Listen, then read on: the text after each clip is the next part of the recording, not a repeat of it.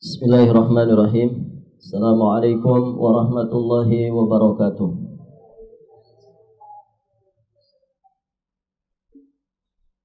Alhamdulillahi rabbil alamin. Wassalatu wassalam ala ashrafil anbiya wa imamil mursalin, Nabiyyina Muhammadin alaihi afdalus salati wa atammut taslim, wa ala alihi wa ashabihi ajma'in wa sallama tasliman mazidan ila yaumiddin, thumma amma ba'd.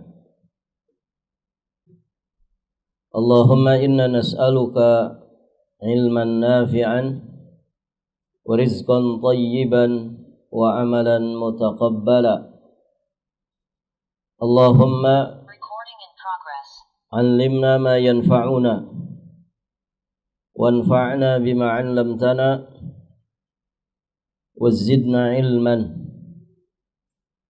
Ya hayyu ya qayyum bi rahmatika nastaghith, aslih lana sya'nana kullah wa la takilna ila anfusina tarfata 'ain. Para hadirin, akhwat wa ummahat fillah, rahimani wa rahimakumullah. Alhamdulillah, pada kesempatan ini insyaallah kita akan melanjutkan pembahasan tafsir surat Al-Jathiyah. Sekarang kita akan masuk di pembahasan ayat yang ke-23.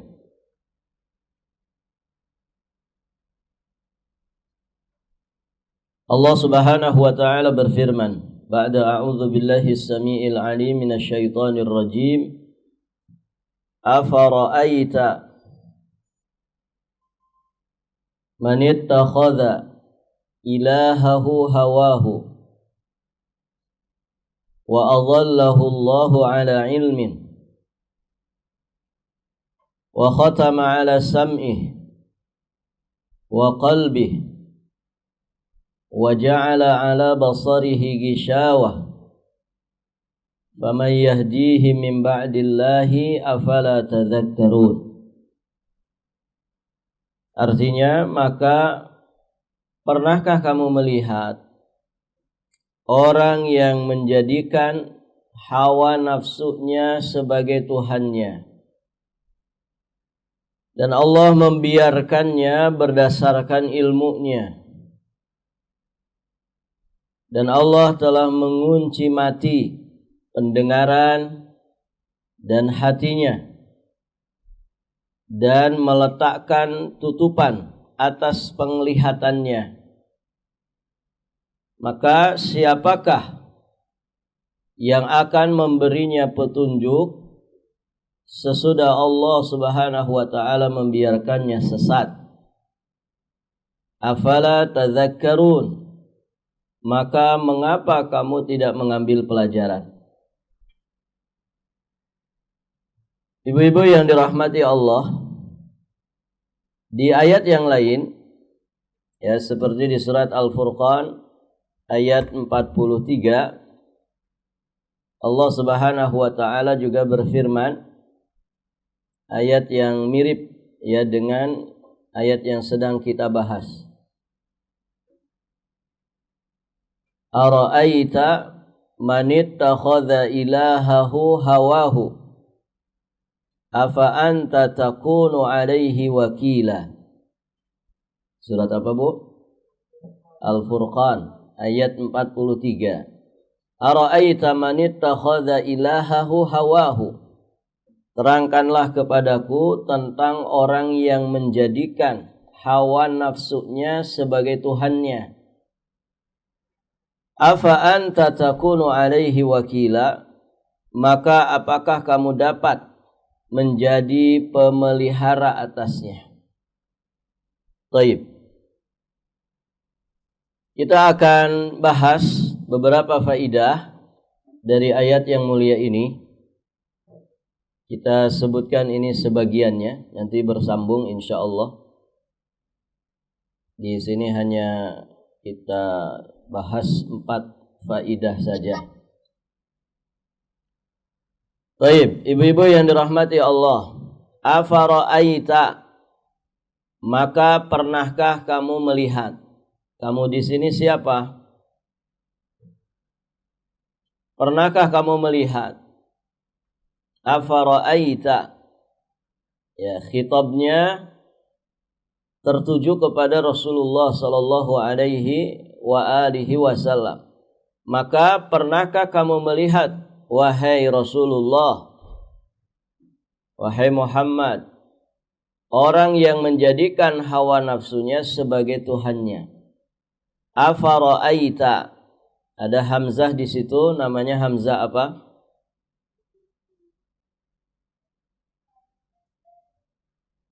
Hamzah apa, Bu?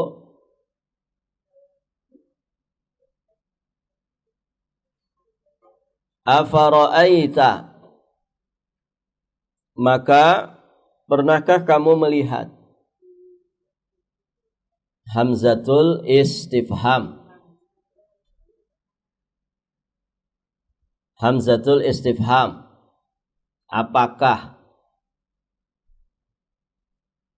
Baik. Jadi konteks ayat ini adalah pertanyaan. Allah Subhanahu wa taala bertanya kepada Rasulullah sallallahu alaihi wa alihi wasallam, "Afara'aita?"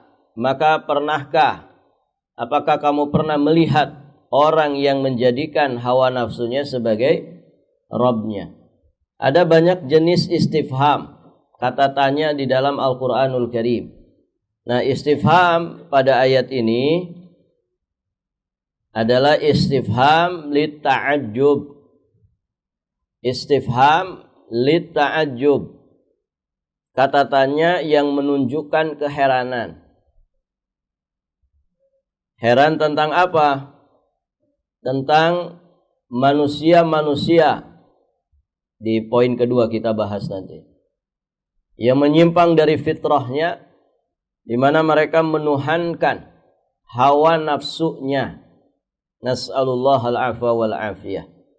Baik, ibu-ibu yang dirahmati Allah. Jadi hamzah pada ayat ini adalah hamzah istifham yang menunjukkan kata tanya, dan kata tanyanya di sini litta'ajjub yang menunjukkan keheranan. Ya, ta'ajjub itu bisa maknanya dua, Ibu ya.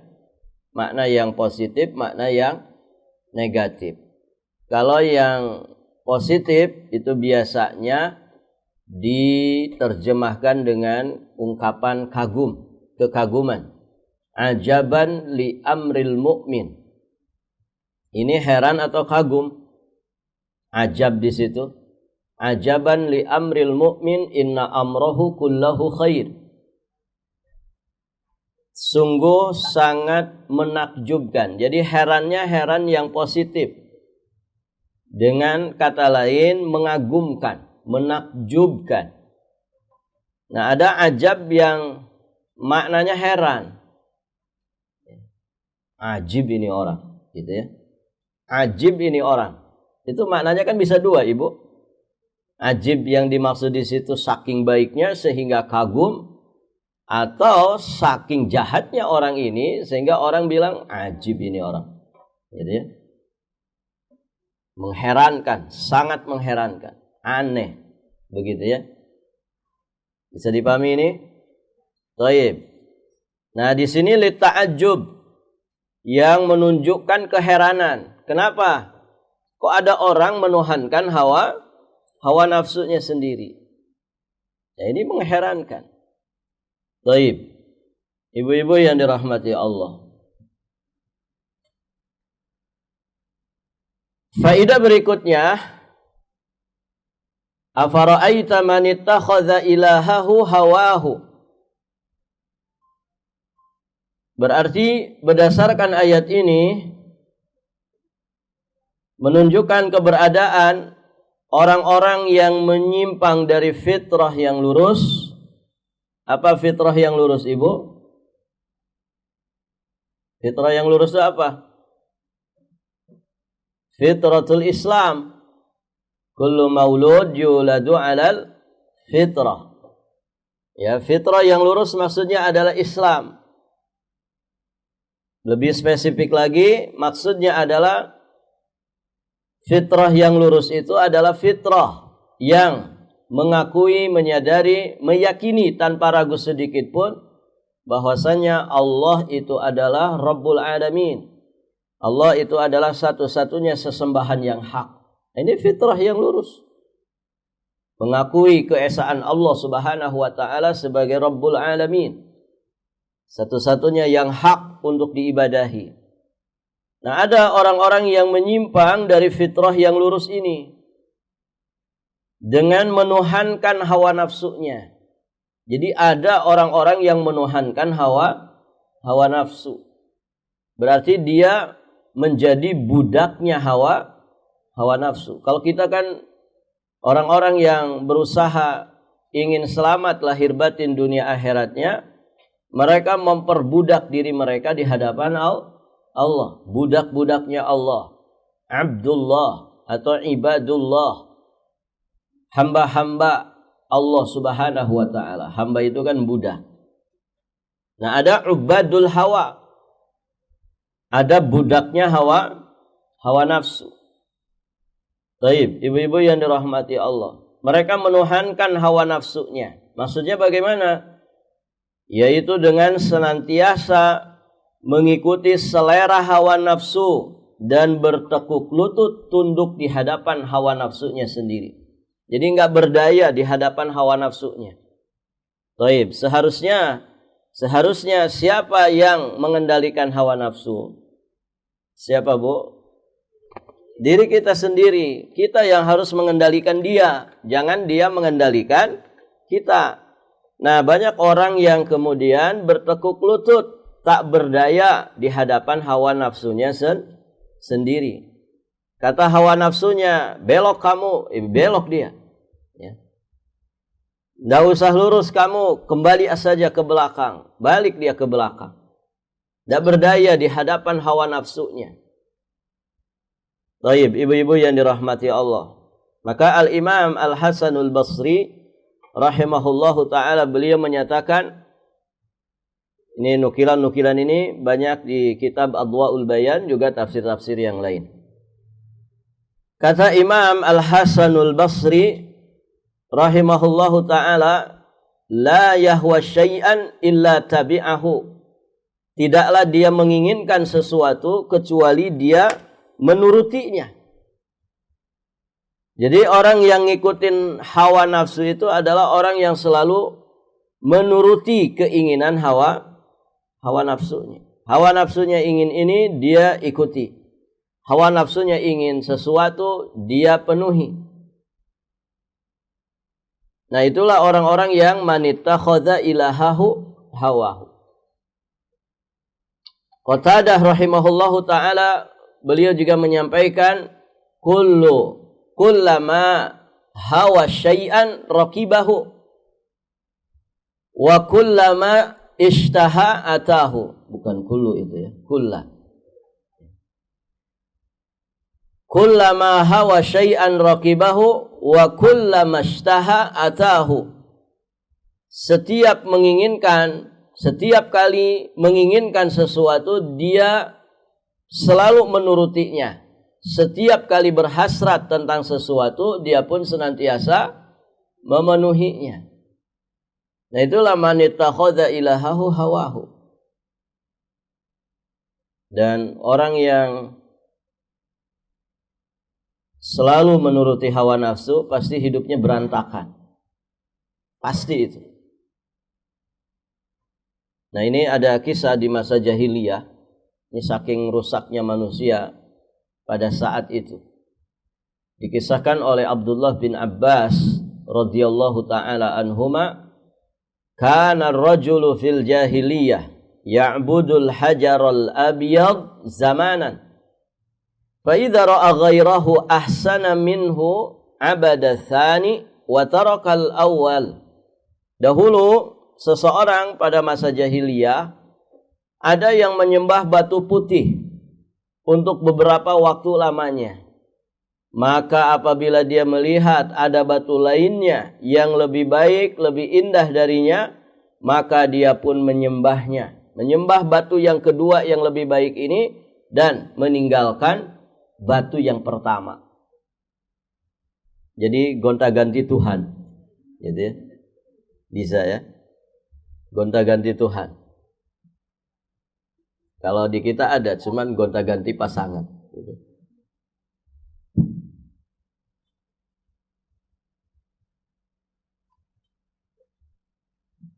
Jadi bosan dengan fulana, dicampakkannya karena ada yang lebih bagus, ganti lagi dengan yang lain. Nanti bosan lagi, ganti lagi dengan yang lain. Na'udzubillah. Nah itu orang kalau sudah mengikuti selera nafsu ya begitu. Nafsu itu kan selalu menyeret manusia kepada keburukan. Jadi kalau orang nurutin nafsu, selera nafsu berarti dia selalu menuruti keburukan. Dia selalu mengikuti keburukan. Nas'alullah al-afwa wal afiyah. Baik. Ibu-ibu yang dirahmati Allah. Maka dalam masalah mengikuti nafsu, manusia itu terbagi atas dua golongan. Golongan pertama, golongan orang yang dapat mengendalikan hawa nafsunya. Dia setir tuh hawa nafsunya. Dia kendalikan.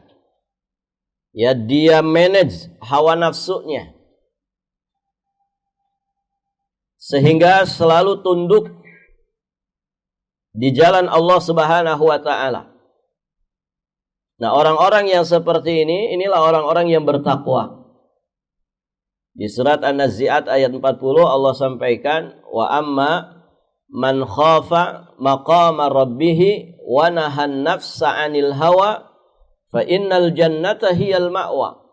Adapun orang-orang yang takut dengan kedudukan Rabb-nya, keagungan, kemahabesaran, kemahakuasaan Allah Subhanahu wa taala.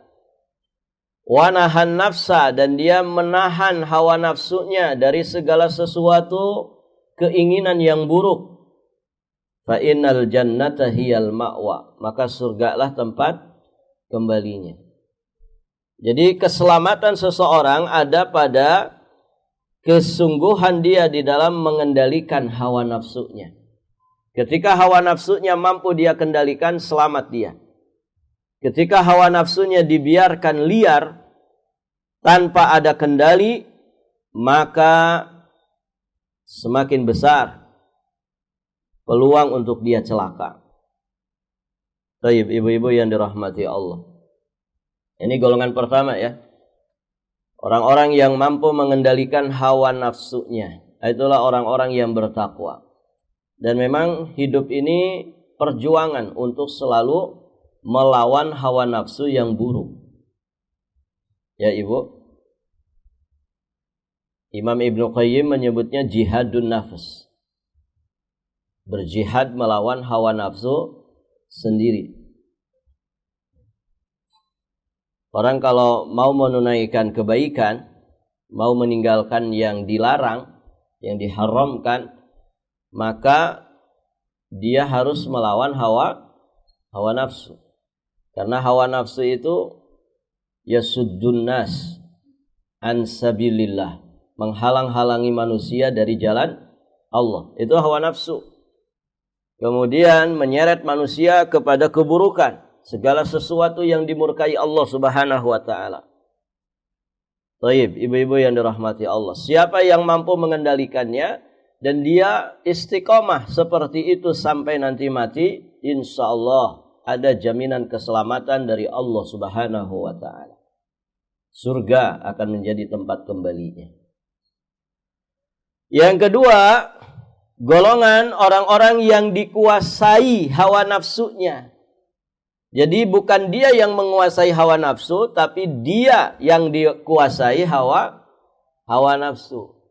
Nah inilah golongan orang-orang celaka.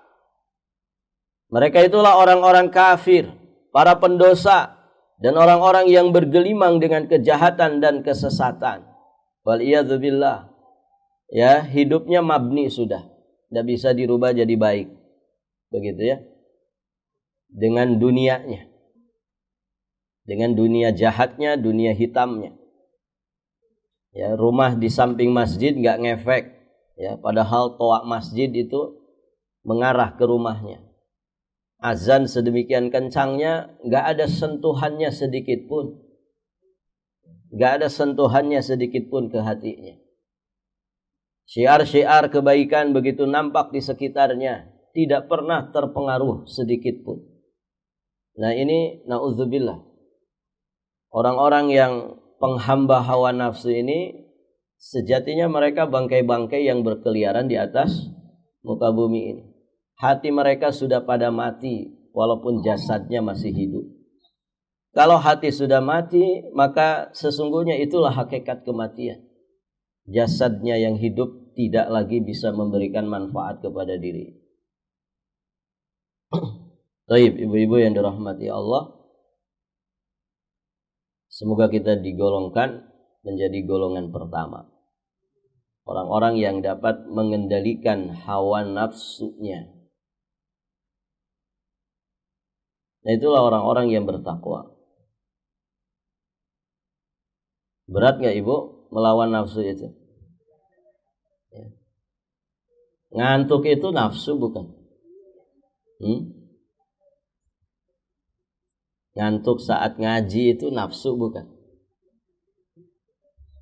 Orang ngantuk masa bernafsu, Ustaz? Ya itu nafsu. Ya. Nafsu ammarah bisu, gitu ya. Itu dikipasin sama setan. Ya. Dikipasin sama setan. Enggak usah didengerin, enggak usah didengerin. Tuh, lihat suaranya aja bikin kamu ngantuk. Sudah tidur aja. Gitu. Begitu kan Ibu? Berat gak ngelawan ngantuk itu? Berat. Kadang ustadznya aja ngantuk. Barakallahu fikum. Baik, ibu-ibu yang dirahmati Allah. Nah itu melawan nafsu ya. Ngantuk itu nafsu. Nafsu yang dihembuskan syaitan. Ada yang ngantuk, Bu?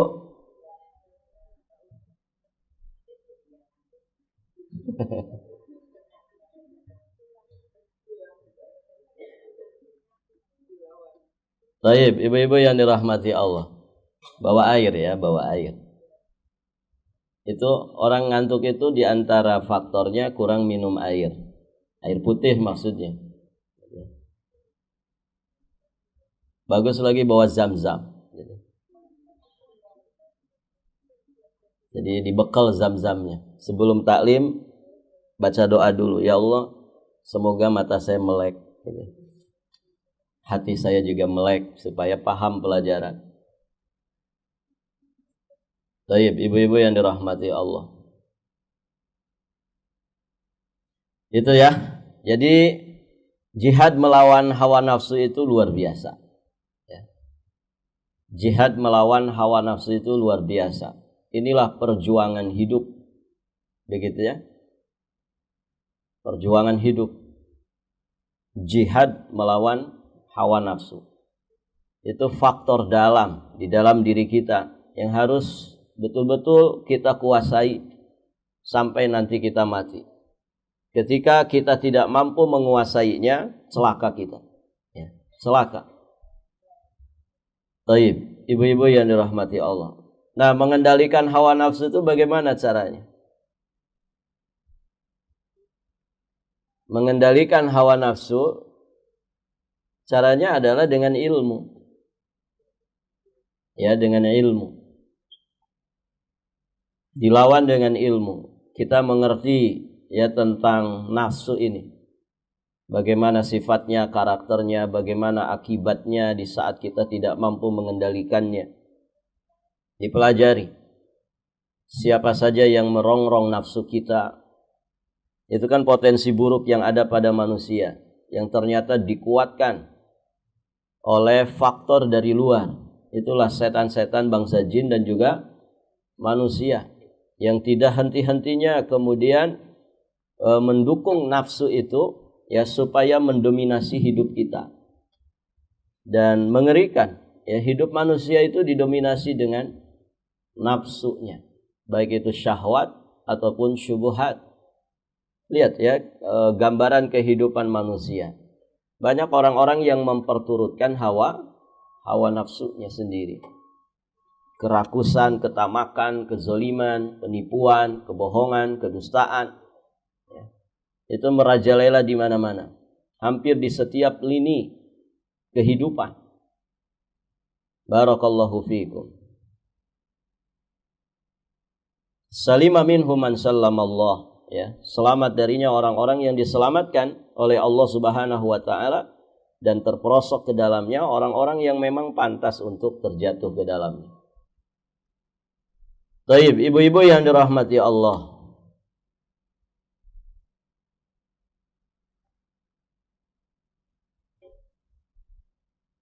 Berikutnya. Faidah keberapa? Terakhir ya. Nanti masih ada faidah berikutnya. Kita ini masih menjelaskan kalimat-kalimat pertama. Afara'aita man ittakhadha ilahahu hawahu. Hanya menjelaskan kalimat itu saja. Baik, faidah keempat kita nukilkan dari tafsir Aisar At-Tafasir. Di dalam kalimat afara'aita man ittakhadha ilahahu hawahu, dalam kalimat ini mengandung peringatan keras dari memperturutkan hawa nafsu. Kenapa? Karena hawa nafsu itu selalu menyeret manusia kepada keburukan. Innan nafsa la ammaratun bisu. Surat Yusuf ayat 53.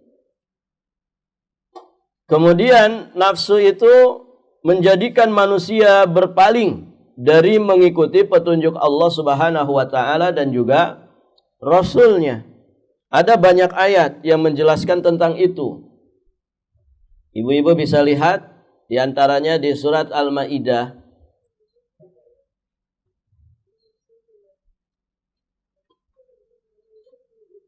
Al-Maidah ayat 77.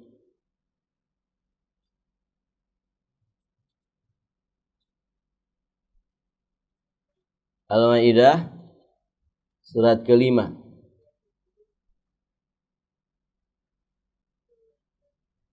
Allah menjelaskan tentang ahlul kitab. Qul ya ahlal kitabi la taghlu fi dinikum ghairal haqqi wa la tattabi'u ahwa'a qaumin qad dhallu min qablu wa adallu katsira wa dhallu an sawa'is sabil. Katakanlah wahai ahlul kitab, janganlah kamu berlebih-lebihan, melampaui batasan.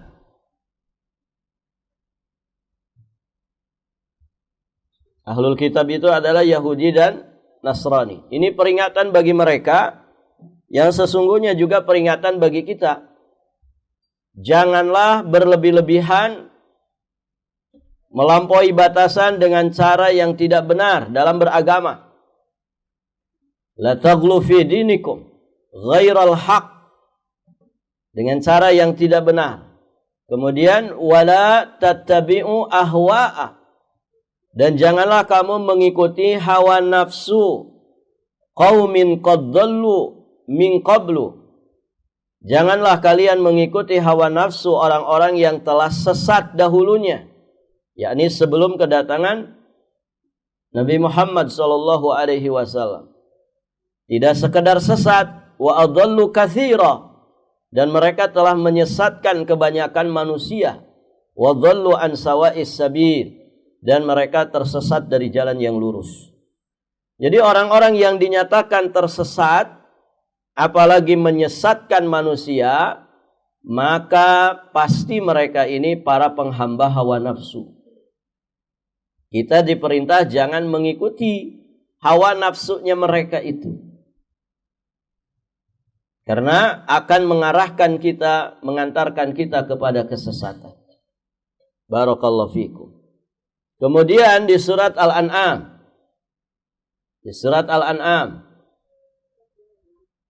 ayat 119, Allah Subhanahu wa taala juga berfirman, Wa ma lakum alla ta'kulu mimma dzukira ismullah alaihi wa qad fassala lakum ma harrama alaikum illa ma dhurrirtum ilaihi wa inna katsiran la yudhilluna bi ahwaihim bighairi ilmin. Nah, di sini syahidnya. Wa inna katsiran la yudhillun. Kata Allah Subhanahu wa taala, sesungguhnya kebanyakan dari manusia benar-benar hendak menyesatkan orang lain bi ahwaihim, dengan hawa nafsu mereka, bi ghairi ilmin, tanpa ilmu. Menyesatkan manusia dengan hawa nafsu. Orang kalau tersesat berarti mengikuti hawa nafsu. Kalau menyesatkan orang lain berarti dia menyesatkan orang lain bukan pakai ilmu, pasti pakai hawa nafsu. Na'udzubillah.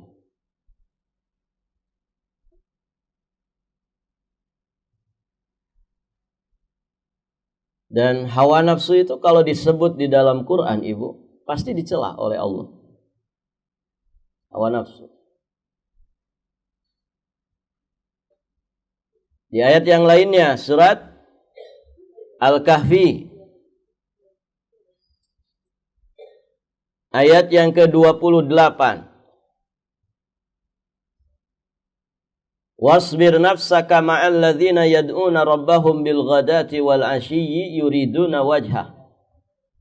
Surat Al-Kahfi pernah kita bahas ya. Di pengajian mana ya?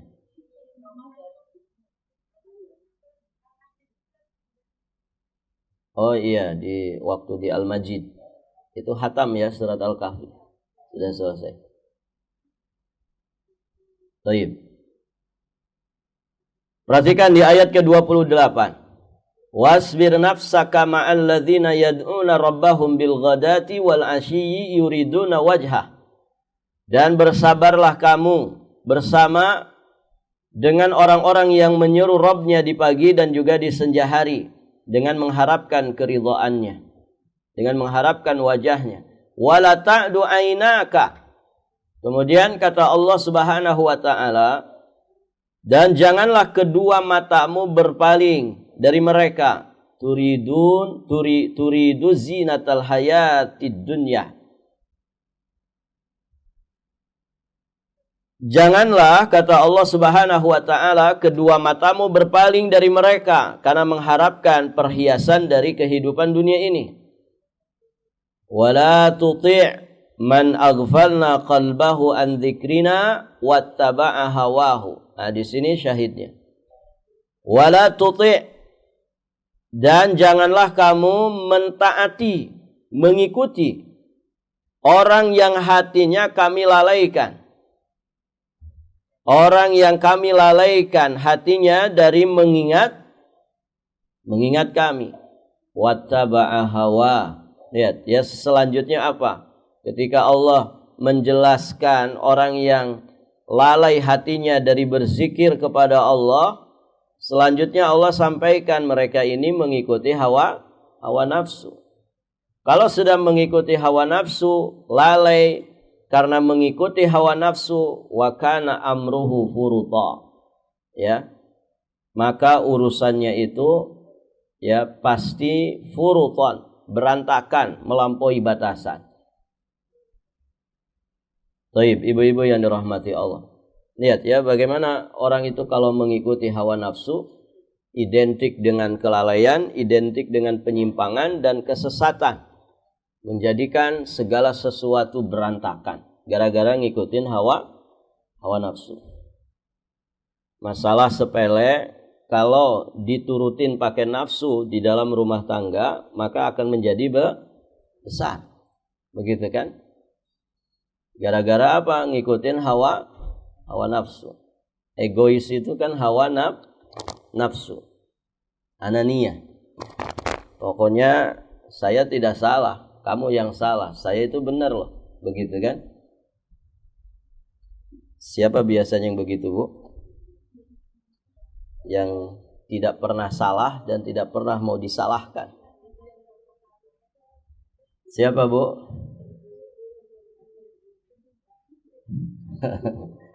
Pokoknya salah itu suami saja pasti. Istri itu tidak pernah salah dan tidak mau disalahkan. Barakallahu fiikum. Tapi bukan ibu-ibu di sini ya. Di sana Bu, ibu-ibu yang tidak pernah belajar. Baik. Kalau ibu-ibu yang ngaji, insya Allah nggak begitu. Orang itu kan semakin ngaji, semakin merasa apa? Merasa pintar, merasa bodoh Bu. Bodoh. Semakin banyak ngaji, semakin merasa bodoh. Begitu seharusnya. Jadi kalau masalah di rumah tangga, jangan kesalahan itu kemudian ditumpahkan semuanya ke pasangan. Memang dirimu nggak pernah punya salah, ya. Semua kekurangan ya dialamatkan ke pasangannya. Memang dirimu tidak pernah punya kekurangan. Barakallahu fikum. Nah begitu Ibu. Artinya ya saling menyadari. Dan yang begitu itu kan sudah diisyaratkan oleh Nabi. Ya kan Ibu? Yang kata Nabi ketika Nabi menyampaikan aku melihat penghuni neraka terbanyak itu siapa? Wanita. Para sahabat kan bertanya, ayakfurna billah ya Rasulullah. Apakah karena mereka kafir kepada Allah? Jawab Nabi, tidak. Mereka tidak kafir kepada Allah. Namun mereka punya kekurangan. Apa kekurangannya Ibu? Yakfurnal ashir. Mereka mengingkari kebaikan pasangannya. Bagaimana modelnya, gambarannya? Idza ahsanta ihdahunna dahra. Kata Nabi kan begitu. Apabila sepanjang waktu engkau wahai para suami berbuat baik kepada istrimu, kemudian ada satu cacat dirimu, ada satu kesalahan, kekurangan pada dirimu, maka serta merta si istri ini mengatakan, kamu ini enggak ada kebaikannya sama sekali. Ya Ibu, isyaratnya loh ada. Begitu. Jadi selalu merasa paling benar. Ditegur, ibu sennya salah. Ibu kan beloknya ke kiri, sennya kanan. Ya. Ada orang ngasih teguran begitu ke emak-emak. Gitu. Entah bagaimana ceritanya, kok seperti yang nasehatin ini, yang negur ini jadi di pihak yang salah. Itu hebatnya ibu-ibu itu. Ya. Kok bisa? Gitu. Jadi lawannya itu yang sebetulnya dia sedang menegur, menasehati ke jalan yang benar. Entah bagaimana caranya, gitu ya. Itu oleh seorang emak-emak itu dia jadi berada di pihak yang salah. Luar biasa kan Ibu? Nggak tahu itu jurusnya gimana itu. Makanya para pedagang itu bertekuk lututnya kan sama emak-emak. Ayo aja ditawar gitu ya. Pakai jurus tega itu kan. Masya Allah. Nah begitu ibu-ibu yang dirahmati Allah. Ya. Sampai di mana Bu? Sampai di mana tadi? Mak salah mencet send gitu ya. Nah itu ya surat Al-Kahfi. Al-Kahfi ayat 28. Orang yang ngikutin hawa nafsu. Menyesatkan. Ya dia tersesat dan juga bisa menyesatkan orang lain. Kemudian di surat apa lagi? Surat Toha ayat 16.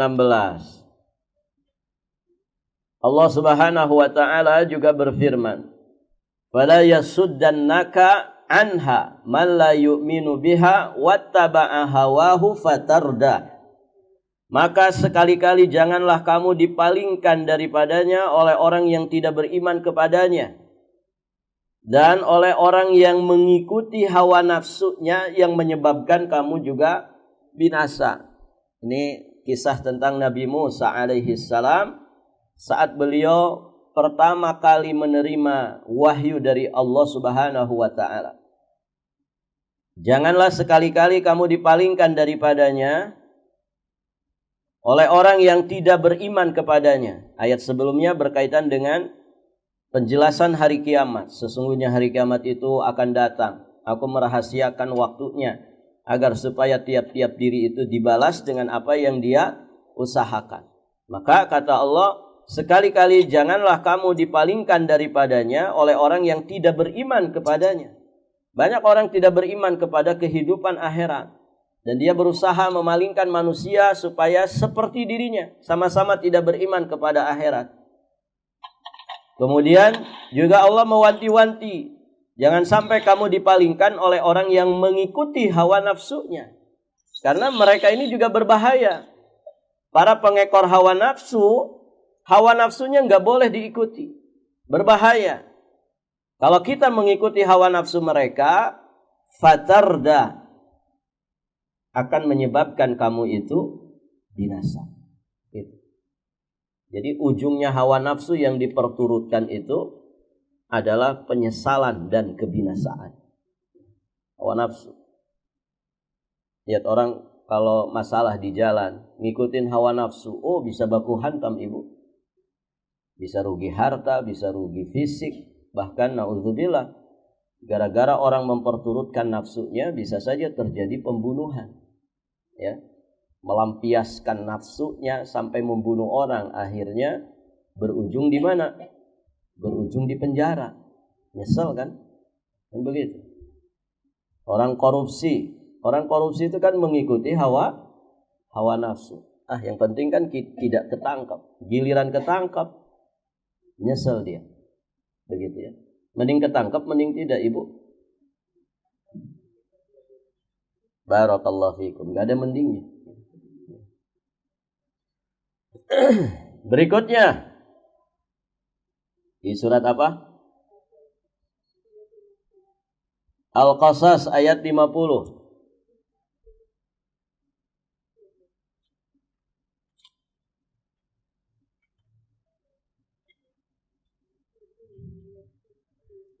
Allah Subhanahu wa taala berfirman, fa illam yastajibu laka fa'lam annama yattabi'una ahwa'ahum wa man adhallu mimman ittaba'a hawahu bighairi hudan minallah innallaha la yahdil qaumal zalimin. Maka jika mereka tidak menjawab tantanganmu, ketahuilah bahwa sesungguhnya mereka hanyalah mengikuti hawa nafsu mereka saja. Baik, ibu-ibu yang dirahmati Allah. Ini penjelasan tentang orang-orang kafir yang selalu mengingkari petunjuk dari Allah Subhanahu wa taala.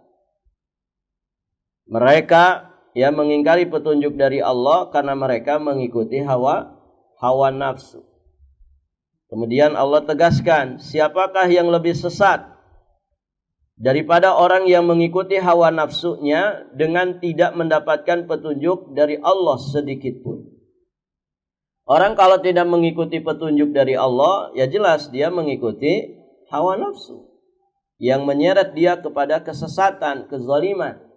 Maka di penghujung ayat Allah sampaikan, innallaha la yahdil qaumadz zalimin. Sesungguhnya Allah tidak memberi petunjuk kepada orang-orang yang zalim.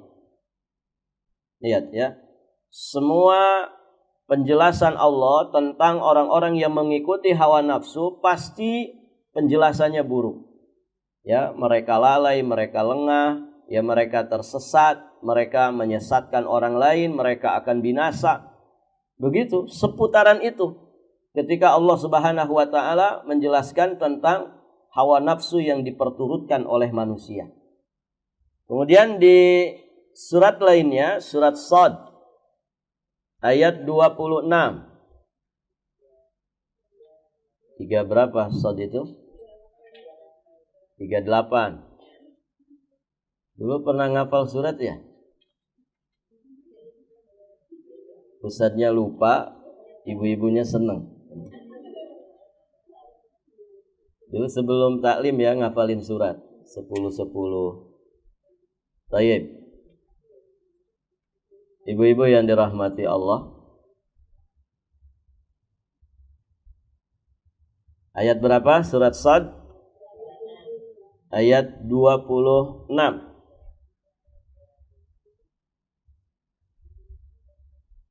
Tayyib, ibu-ibu yang dirahmati Allah.